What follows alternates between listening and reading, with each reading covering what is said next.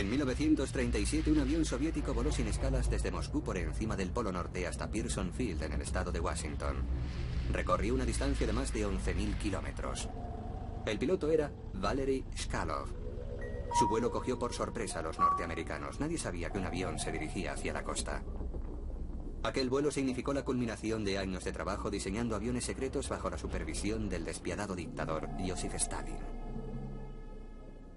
Durante la década de los 30, Stalin temía que la madre patria rusa fuera asediada por sus enemigos capitalistas y decidió transformar Rusia en una gran potencia militar e industrial. En particular, estaba interesado en las nuevas tecnologías como la aviación. Stalin empleó buena parte del tesoro nacional en el desarrollo de la aviación. Fomentó la construcción de aviones y talleres de diseño, así como la experimentación con nuevos prototipos. Durante esta época se construyeron grandes aviones, particularmente bombarderos, que convirtieron a la Unión Soviética en una gran potencia aeronáutica. Chkalov se hizo famoso en Estados Unidos. Conoció a Shirley Temple y al general George C. Marshall, que luego dirigiría las fuerzas norteamericanas en la Segunda Guerra Mundial. Pero preocupado, no todo eran halagos. El presidente Roosevelt le preguntó a Marshall que cómo podían los soviéticos haber desarrollado un avión capaz de atacar las ciudades norteamericanas. El vuelo por sorpresa tendría consecuencias trascendentales para la aviación estadounidense. El vuelo de los soviéticos cambiaría la historia militar norteamericana. El Congreso estaba a punto de cancelar el programa del B-17 Flying Fortress, pero cuando vieron lo que los rusos podían hacer en el campo de los bombarderos, se dieron cuenta de que Estados Unidos debía disponer de los B-17. El avión ruso que penetró en el cielo americano se llamaba Ant-25. Tenía una envergadura de más de 34 metros, superior a la del avión espía U-2 de la época de la Guerra Fría, y podía permanecer en el aire durante más de 2 días sin repostar. El secreto estaba en sus largas alas, que además de reducir al máximo el consumo, transportaban combustible. El combustible representaba 1/3 del peso del avión al despegar. El diseñador de tan revolucionario aparato fue Andrei Tupolev. Andrei Tupolev era un personaje interesante. Durante los años 20 destacó como el principal diseñador de aviones de la Unión Soviética. Sin embargo, Tupolev dio inicio a su carrera diseñando un vehículo de una clase muy diferente. Inventó el primer aerodeslizador, un aparato increíblemente práctico para el clima ruso. En años posteriores utilizaría aerodeslizadores para probar los motores de los aviones. Bajo el liderazgo de Tupolev, un grupo de brillantes ingenieros aeronáuticos comenzó a trabajar. Al principio Stalin estaba orgulloso de ellos y utilizaba su trabajo como propaganda para el nuevo Estado soviético. A finales de los años 20 y principios de los 30 desarrollaron la tecnología aeronáutica más avanzada de su tiempo. Un avión revolucionario fue la primera ala volante del mundo. El Beech 3 era un avión sin cola con una configuración alar en forma de parábola. Voló por primera vez en 1926 e inspiraría a toda una generación de diseñadores. Uno de ellos fue Alexander Moskalev. En 1933, el año que Hitler subió al poder, Moskalev se adelantó a su tiempo con el diseño de un caza delta supersónico, el SAM-4 Sigma.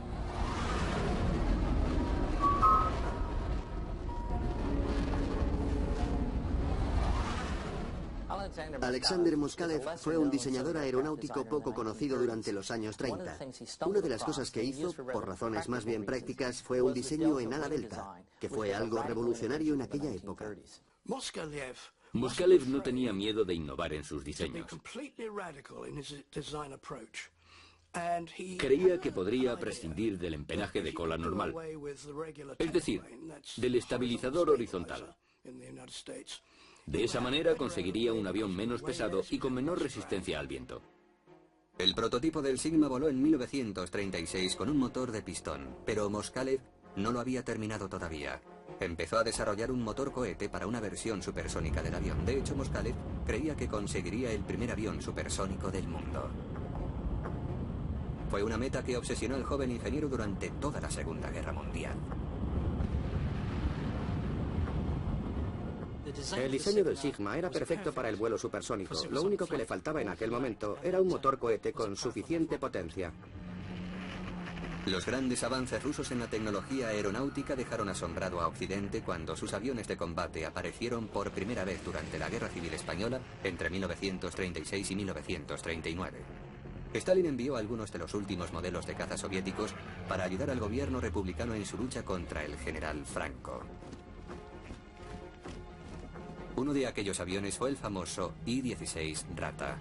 El nuevo avión parecía totalmente distinto de los cazas contemporáneos, que no habían cambiado mucho desde la Primera Guerra Mundial. Era monoplano en lugar de biplano. Su principal característica era la velocidad, que superaba en más de 110 kilómetros por hora cualquier otro caza de su tiempo. El I-16 voló por primera vez en 1934.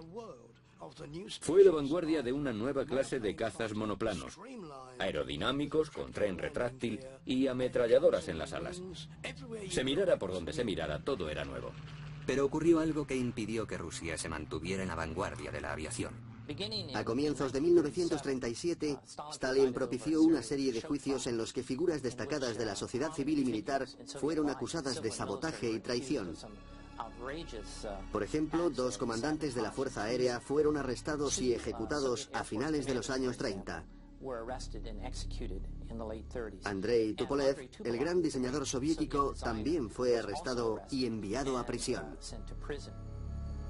Tupolev y sus colegas fueron enviados a la terrible prisión de Lubyanka en Moscú, donde les sometieron a torturas y se les obligó a firmar confesiones falsas. El cargo que se les imputó fue que habían traicionado al Estado vendiendo diseños secretos de aviones a Estados Unidos o Gran Bretaña. Algo disparatado. Pero Stalin y sus fieles opinaban que los trabajadores rinden más amenazados por el miedo. Se acusó falsamente a Tupolev de que su famoso Ant-25, el que voló a América, fue una tapadera para sacar planos de los últimos modelos de aviones soviéticos fuera de Rusia y venderlos a la Alemania nazi. Stalin siempre sospechaba de los intelectuales y en particular creía que los científicos eran vagos e indisciplinados. Pensaba que trabajaban mejor amedrentados. Por eso los encarceló. Creó campos de concentración donde los diseñadores de aviones debían trabajar, pero bajo la vigilancia del servicio secreto soviético. Una de las novelas más famosas de Alexander Solzhenitsyn se titula El primer círculo. En ella utilizaba los recursos literarios para denunciar uno de los aspectos más extraordinarios de las purgas estalinistas, los centros de trabajo para prisioneros. Fueron inaugurados durante los años 30 y en ellos los científicos y diseñadores aeronáuticos permanecían bajo arresto técnico. Estaban en centros especiales vigilados y trabajaban en proyectos de alto secreto para la Unión Soviética. Trabajaban bajo la amenaza de arrestar o ejecutar a sus familiares. Los guardias acompañaban continuamente a los ingenieros por todo el campo de trabajo. Era como vivir en la Bastilla. Comían bien, incluso tenían criadas, cigarrillos, distracciones, dormían en camas limpias, pero nunca sabían cuándo saldrían, ni siquiera si iban a salir de allí. No sabían cuál sería su destino final. Ni Stalin ni aquellos diseñadores imaginaban que su trabajo acabaría afectando tanto a su país y al mundo. El 22 de junio de 1941, más de 3 millones de soldados y 3.300 carros de combate alemanes invadieron la Unión Soviética en la llamada Operación Barbarroja. Hitler se había propuesto conquistar la vieja Rusia.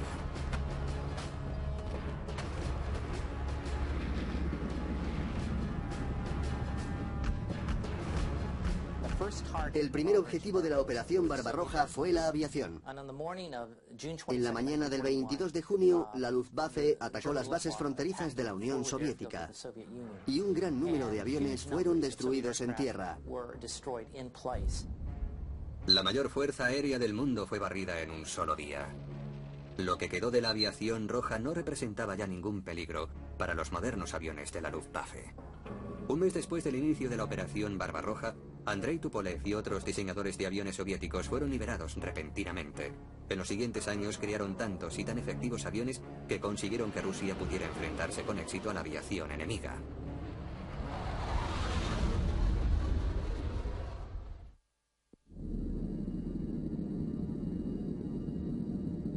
En el verano de 1941, la Luftwaffe dominaba los cielos de la Unión Soviética. Los rusos tenían que conseguir tiempo para evacuar su maquinaria de guerra hasta la protección que ofrecían los montes Urales. Necesitaban un caza sencillo y rápido que pudiera construirse fácilmente en grandes cantidades. En julio de 1941, apenas un mes después de la invasión nazi, el ministro soviético de aviación abrió un concurso para la construcción de un avión de esas características. El prototipo debía estar terminado en solo 35 días. Pero aquel avión sería revolucionario por algo más que por la brevedad de su construcción, ya que debía ser propulsado por un motor cohete. En Rusia, el interés por los cohetes databa de 1903, cuando el matemático Konstantin Tsiolkovsky publicó el primer documento científico que sugería que los cohetes de combustible líquido podían ser el medio para salir al espacio exterior. Pero debido a la revolución comunista de 1917, todas las referencias a experimentos con cohetes fueron censuradas.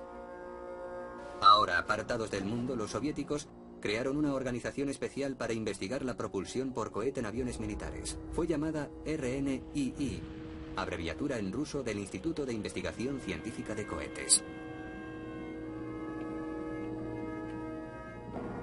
El instituto fue fundado en 1933 y reflejaba el antiguo y permanente interés que los rusos tenían en los viajes espaciales y en los cohetes. De allí saldrían varias figuras muy importantes, y Sergei Korolev no sería la última de ellas, aunque con el tiempo se convirtiera en el jefe del programa espacial soviético. En los años 30, Korolev era el ingeniero más importante del RNII. Trabajaba en cohetes estabilizados por giróscopo, misiles aire-aire e incluso en aviones propulsados por cohetes. Los alemanes tuvieron muchos fallos en el desarrollo de sus cohetes y como resultado la inteligencia militar alemana rechazó los informes de los éxitos soviéticos con cohetes, tomándolos por pura fantasía. Sin que el resto del mundo lo supiera hasta la Segunda Guerra Mundial, la Unión Soviética estaba a la cabeza en el estudio de los cohetes. Aspiraban a realizar vuelos espaciales. Sergei Korolev era una de las figuras principales en el campo de los motores cohete. Sergei Korolev fue un personaje muy interesante. Ucraniano de nacimiento, estudió en el Instituto Politécnico de Kiev. Posteriormente, en los años 30, fue a Moscú y se interesó por la aviación. Comenzó diseñando veleros y aviones de motor, pero su auténtica pasión eran los cohetes. Estaba muy interesado en los aviones propulsados por cohetes. En 1936, Korolev empezó a trabajar en el RP-218, un avión cohete diseñado para alcanzar la frontera espacial. La tripulación iría encapsulada en una cabina especialmente sellada y presurizada. El avión sería lanzado mediante un bombardero. Una idea que sería adoptada por los Estados Unidos 20 años más tarde, con las primeras versiones del X-15, algo similar a lo que Korolev había planeado para el RP-218 con el fin de alcanzar una altura de casi 65 kilómetros. Pero antes de que el avión de Korolev pudiera despegar, la paranoia de Stalin le alcanzó de lleno. El diseñador fue arrestado y acusado falsamente de traición. Se le envió a las minas de oro de Kolyma, en el lejano noroeste de Siberia. Conocida como la Tierra de la Muerte Blanca, Kolyma es el lugar más frío del planeta, con temperaturas que descienden a más de 70 grados bajo cero.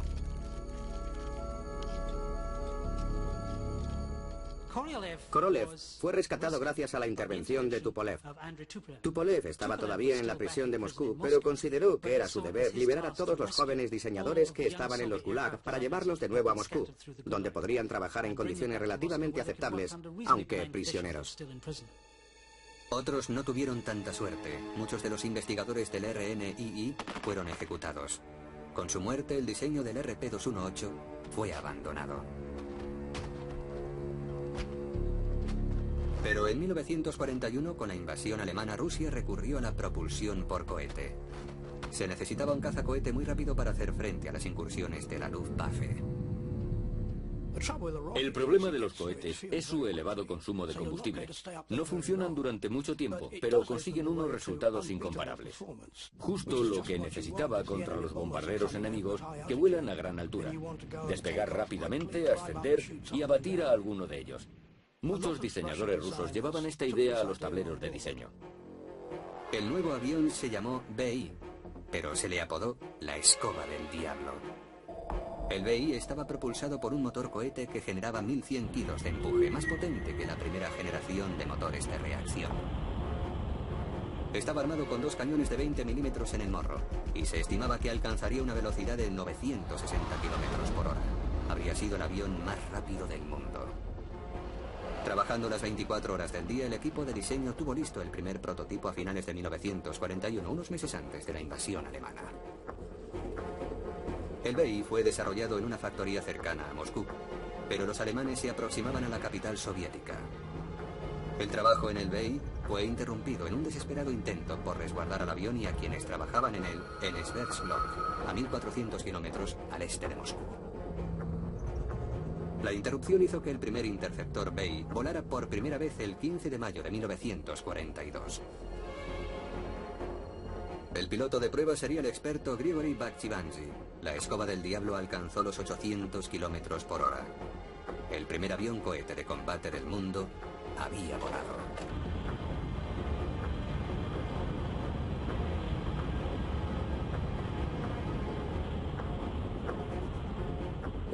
El BI voló en 1942.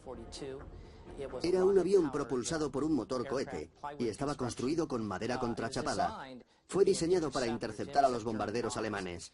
Llegó a construirse cierto número de ellos. Stalin ordenó que el BI fuera fabricado inmediatamente.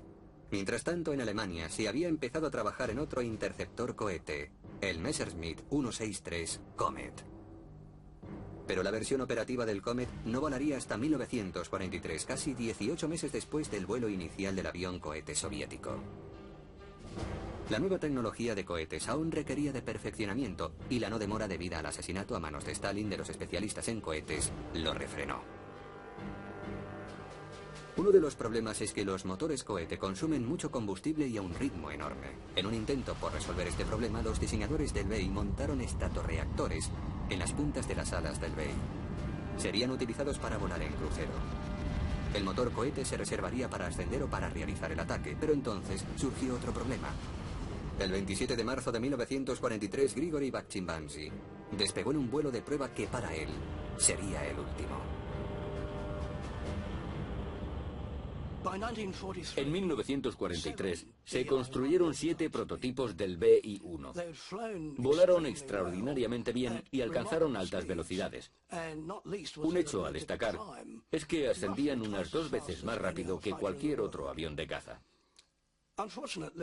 Desgraciadamente, a finales de 1943, cuando el piloto de pruebas Bakhchivandzhi daba una pasada rápida a muy baja altura, entró en un picado a unos 800 kilómetros por hora y el avión empezó a vibrar longitudinalmente, dando saltos arriba y abajo. El piloto no tuvo oportunidad de salvarse. Los rusos se habían encontrado con uno de los grandes problemas del vuelo supersónico o próximo a la velocidad del sonido. Cuando un avión se acerca a la barrera del sonido, el aire que está delante parece volverse más denso, y eso puede originar problemas de control y hacer que el avión entre en picado. Incapaces de resolver los problemas, el trabajo en el BI fue interrumpido. Los 50 aviones que estaban en construcción fueron desmantelados. El destino de la escoba del diablo quedó frustrado. Pero los diseñadores soviéticos estaban fascinados con los cohetes. En la actualidad, gran parte de los interceptores de la Fuerza Aérea Rusa utilizan cohetes como aceleradores. Y en 1943 el mayor experto ruso, Sergei Korolev, desarrolló un nuevo motor cohete de combustible líquido que fue probado en una versión especial del bombardero P-2. Estos avances permitieron a Alexander Moskalev reiniciar sus trabajos en un caza supersónico de ala delta. A veces a los ingenieros rusos les concedían cierta iniciativa. 3 de ellos diseñaron aviones de los llamados Strehler, flecha, con un avanzado diseño de ala en delta triangular. Uno de ellos fue el caza-cohete diseñado por Moskalev. Habría batido récord, porque podría haber sobrepasado la velocidad del sonido debido a su potente motor cohete. El último proyecto de Moskalev sería propulsado por 2 motores cohete de combustible líquido, cada uno de 2000 kilos de empuje. Los cazas rusos eran generalmente más pequeños que los británicos y norteamericanos, similares en tamaño a los alemanes, pero solían llevar mayores motores. Con frecuencia eran más rápidos, y aunque no llevaban mucho armamento, este era el mejor del mundo. Sus cañones de gran calibre disparaban muy deprisa, y la velocidad de salida del proyectil era muy alta. Con un único disparo, generalmente conseguían el derribo. En 1944 la Fuerza Aérea Roja había pasado la ofensiva. Los bombarderos alemanes ya no podían amenazar Moscú. Stalin decidió que los Strahler ya no eran necesarios y el equipo de diseño de Moskalev fue disuelto por la policía secreta. El cazacohete supersónico fue abandonado y Moskalev tuvo suerte de escapar con vida. Sin embargo, a pesar del constante peligro de ser arrestados por sus ideas innovadoras, los diseñadores aeronáuticos soviéticos continuaron proponiendo soluciones heterodoxas a los problemas. Incluso hoy en día, sus ideas resultan sorprendentes.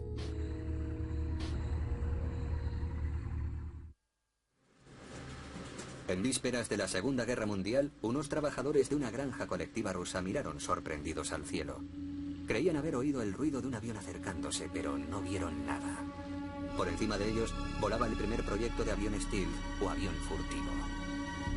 Los diseñadores soviéticos siempre han estado interesados en aviones futuristas. De hecho, durante los años 30, realizaron un curioso experimento para conseguir un avión invisible. Fue en los años anteriores a la aparición del radar. Los aviones de entonces eran un blanco muy visible, volaban con la suficiente lentitud como para ser vistos con facilidad mediante unos gemelos y demasiado bajo para escapar de la artillería antiaérea. Un diseñador soviético tenía la solución. Quitó el revestimiento de madera de un avión militar y lo sustituyó con plástico transparente.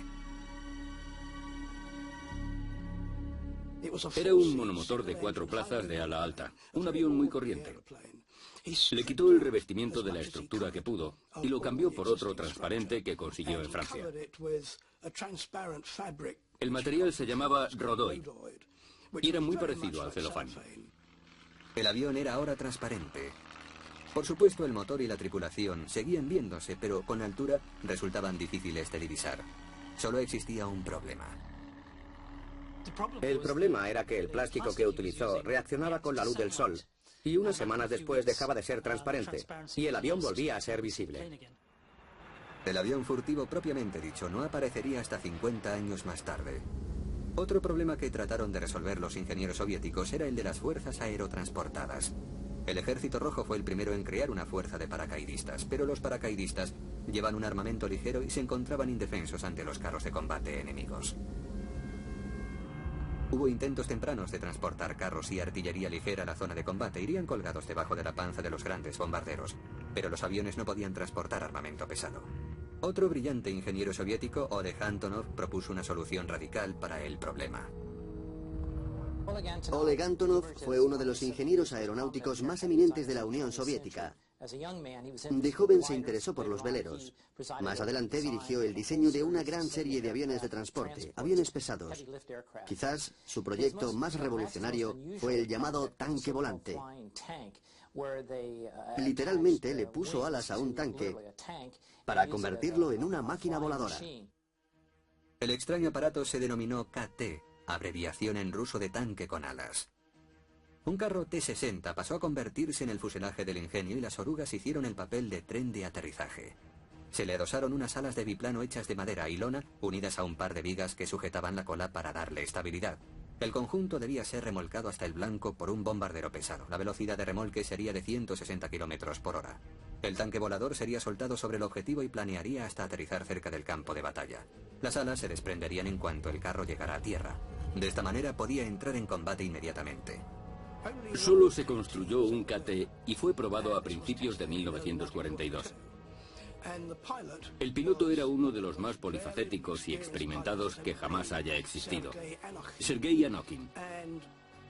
El aparato despegó y cuando estaba a unos 2000 metros de altura, Anokin soltó el cable del remolque y dirigió el invento hacia la pista. Según parece, el aterrizaje fue más bien accidentado, aunque se supone que cualquier aterrizaje del que se pueda salir andando es un buen aterrizaje. Sería el único vuelo del tanque volante. El problema no era remolcar un tanque. El problema consistía en que no había motores lo suficientemente potentes para que un avión remolcara un carro de combate a grandes distancias. Los carros de combate rusos tuvieron que llegar a Berlín por tierra. Pero además de los tanques volantes, las ideas de los soviéticos sobre el uso de los aviones en la guerra naval produjeron otro invento sorprendente. Los antiguos submarinos eran muy lentos y vulnerables, cuando navegaban en superficie para recargar las baterías. Por otra parte, los aviones volaban alto y rápido, pero no eran invisibles como los submarinos sumergidos. Los jóvenes oficiales navales de la Unión Soviética tenían muchos recursos. A principios de los años 30 se les ocurrió la idea de combinar las ventajas de los submarinos con la de los aviones. En julio de 1936, el Comité Científico Militar de la Unión Soviética encargó que se hiciera un detallado estudio sobre un submarino volante. Fue llamado LPL, abreviación en ruso de avión submarino volante. Para el vuelo, el LPL estaría equipado con 3 motores de émbolo convencionales, llevaría 3 tripulantes y volaría a 240 km por hora con un radio de acción de 800 km. Cuando el avión amerizara, unos paneles sellarían los motores de vuelo. El avión estaría revestido con una pintura resistente a la corrosión y llevaría 2 torpedos de 457 milímetros bajo el fuselaje. Sumergido, navegaría a 3 nudos. La idea era que el submarino penetrara en un puerto bien defendido, sobrevolando las minas y las redes antisubmarino. Luego se sumergiría y atacaría a los acorazados y portaaviones anclados en el puerto. Pero las dificultades técnicas resultaron ser demasiado importantes para los rusos y el avión submarino nunca fue construido. La idea de un submarino volante suena disparatada, pero durante la Guerra Fría, en los años 50, la Marina de los Estados Unidos también encargó el estudio de un submarino volante. Se le pidió a la división Convair de la General Dynamics de San Diego que presentara unos planos de un avión de esas características propulsado por un reactor. El avión se sumergiría inundando las alas, la cola y los compartimentos del fuselaje. Navegaría a 8 km por hora bajo la superficie, propulsado por baterías. El submarino volante nunca pasó de la fase de diseño debido a que era un proyecto de una ingeniería muy complicada. Pero una nueva tecnología revolucionaría la aviación en la Segunda Guerra Mundial: el avión de reacción.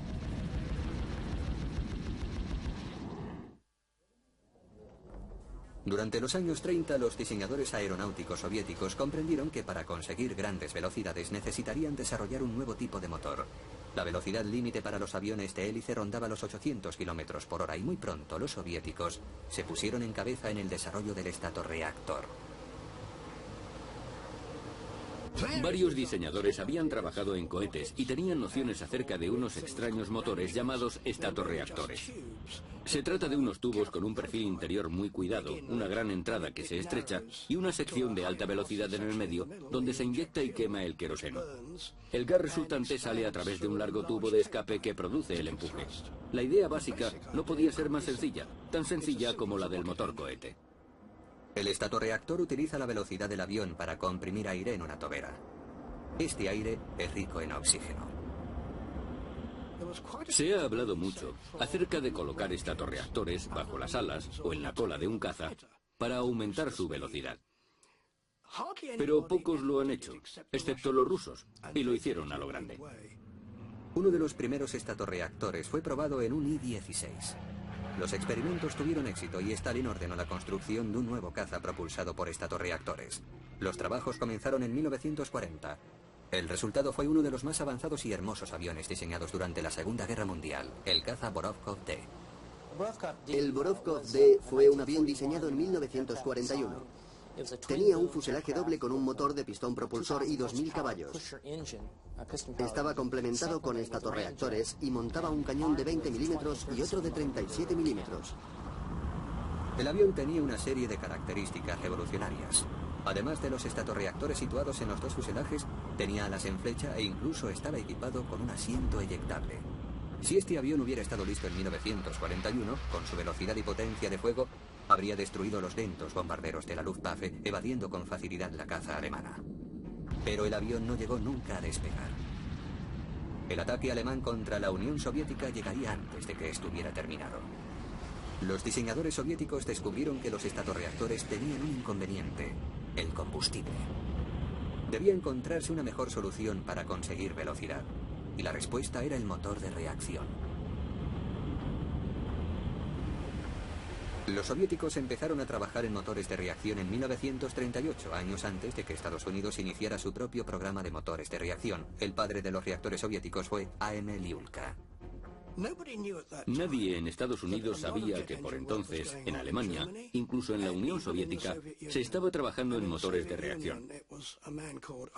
En este último país, un hombre llamado Arkhip Luyalka había diseñado un motor fabuloso. Tenía un sencillo compresor centrífugo que luego mejoró, y en 1938 lo cambió por un compresor axial. En 1938, Lyulka estaba trabajando en un compresor para el nuevo bombardero pesado, el Tupolev PE-8. El compresor sería utilizado para absorber aire a grandes alturas y alimentar los motores de pistón del bombardero. Después de desarrollar el compresor para alimentar con aire los motores de pistón, a Lyulka se le ocurrió una idea. ¿Por qué no librarse del pesado motor de émbolo e inyectar directamente queroseno en el aire comprimido? El resultado fue un turborreactor auténtico. Lyulka, por su cuenta, había dado con la planta de potencia que transformaría la aviación en el futuro. Stalin quedó impresionado con el trabajo de Lyulka y ordenó que el motor estuviera listo para diciembre de 1940. Se comenzó a trabajar inmediatamente en un avión de reacción propulsado por el nuevo reactor de Lyulka. Los ingenieros rusos produjeron un diseño único.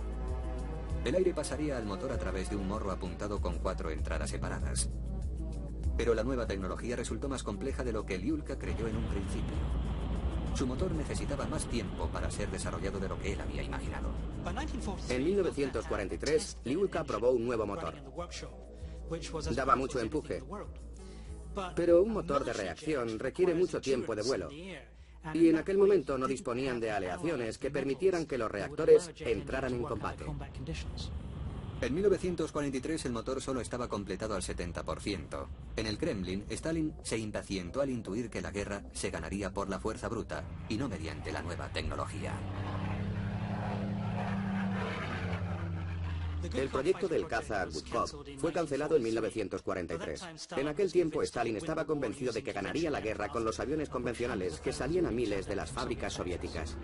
Debido a la superioridad numérica, la Fuerza Aérea Roja recuperó el control de los cielos rusos de manos de los alemanes. Pero al acercarse el final de la guerra, la historia de la aviación a reacción soviética dio un giro sorprendente.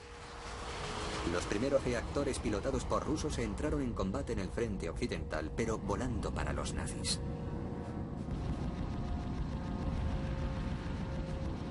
Los primeros rusos que volaron en reactores de combate lo hicieron para el bando nazi.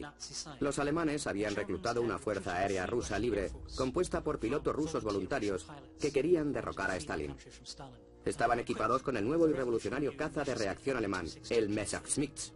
Aparte de la Luftwaffe, la Fuerza Aérea Rusa Libre es la única que voló el Me-262, el primer reactor operativo del mundo.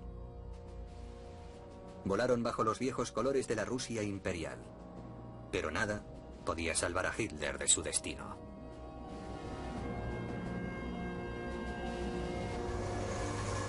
A principios de 1945 el Ejército Rojo invadió por primera vez territorio alemán, mientras los bombarderos pesados de Tupolev asolaban Berlín. Pero Stalin tenía un objetivo que le llevaría a purgar de nuevo a los diseñadores de aviones soviéticos. Corea, 1950. Los cazas norteamericanos de esta guerra eran los Lockheed F-80 Shooting Star de tiempos de la Segunda Guerra Mundial. Los norteamericanos confiaban en limpiar los cielos de aviones comunistas, pero se encontraron sobrepasados por un nuevo caza ruso más rápido y ágil, el extraordinario MiG-15.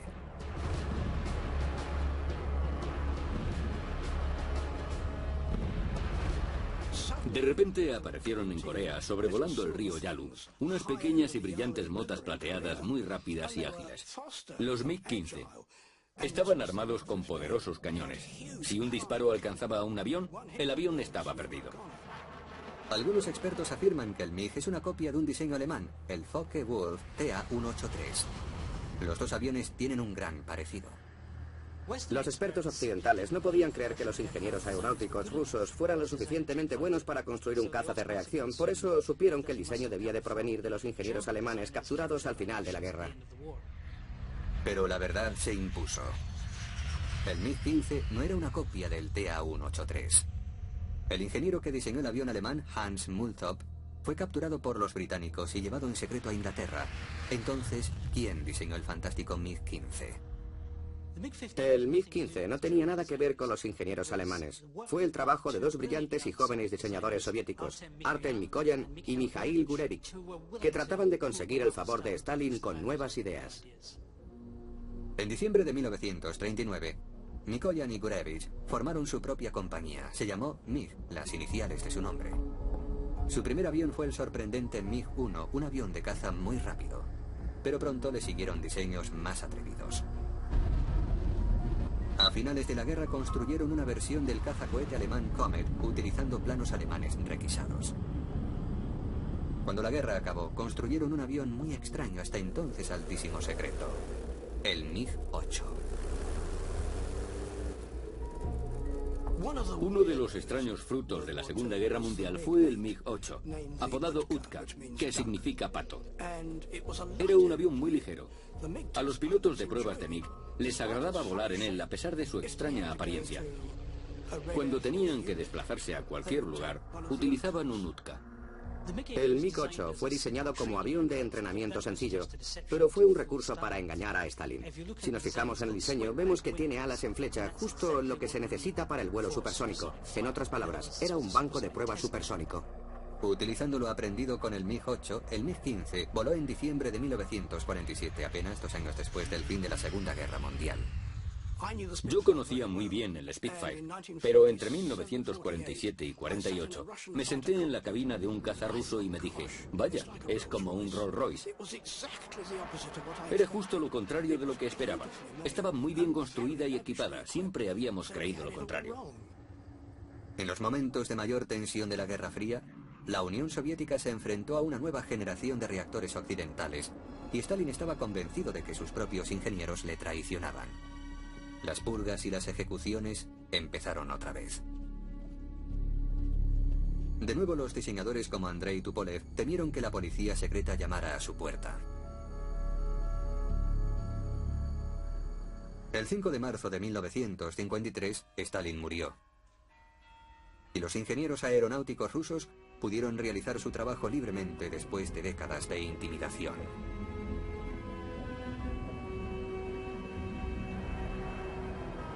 Oleg Antonov, el diseñador del tanque volante de la Segunda Guerra Mundial, pudo al fin realizar su sueño de llevar carros de combate al frente de batalla. Su compañía construiría algunos de los mayores aviones jamás fabricados, entre ellos el Antonov 24 y después el 124, conocido como Ruslan. Puede llevar 150 toneladas de carga, incluyendo los principales carros de combate soviéticos. Sergei Korolev, el genio de la investigación de cohetes en la Rusia de preguerra y el diseñador del RP-218, se convirtió en el director del programa espacial soviético, que logró enviar el primer hombre al espacio. Andrei Tupolev, diseñador del sorprendente Ant-25, que voló sin escalas hasta América en 1937, sobrevivió y construyó el primer avión supersónico de pasajeros, el Tu-144, apodado Concordowski. Utilizó la esbelta ala en delta que inventara Alexander Moskalev en 1933. Estaba propulsado por 4 enormes turborreactores descendientes directos de los que Arkhip Lyulka previó en 1943. Los ingenieros rusos demostraron poco a poco que eran tan buenos como cualquiera. Y de 1940 a 1943 produjeron nuevos aviones que en muchos aspectos eran iguales a los estadounidenses. En armamento estaban muy por delante de todos. Sus cañones eran mucho mejores. Y desde entonces han conservado esa ventaja. La Fuerza Aérea Soviética fue en la Segunda Guerra Mundial la primera víctima de la invasión alemana en 1941. Sin embargo, renació de las cenizas de la Operación Barbarroja. Resurgió con nuevos diseños. Y hacia finales de la contienda emergió como la poderosa arma aérea del ejército soviético. ¿Por qué Stalin demostró tanto odio y temor hacia sus diseñadores de aviones? La verdad es muy sencilla de explicar. Tenía mucho miedo a volar. Solo lo hizo una vez, en 1943, cuando fue a la conferencia de Teherán para reunirse con Churchill y Roosevelt. Durante el vuelo, el avión sufrió un ligero vuelco y dio un salto. A Stalin le entró pánico. Creo que su miedo a volar, su fobia, fue muy probablemente una de las cosas que influyó en la forma en que trataba a los diseñadores de aviones. Los ingenieros aeronáuticos rusos se encuentran entre los más prestigiosos del mundo. Su inventiva resultó coartada y traicionada por un loco que tenía demasiado miedo a volar.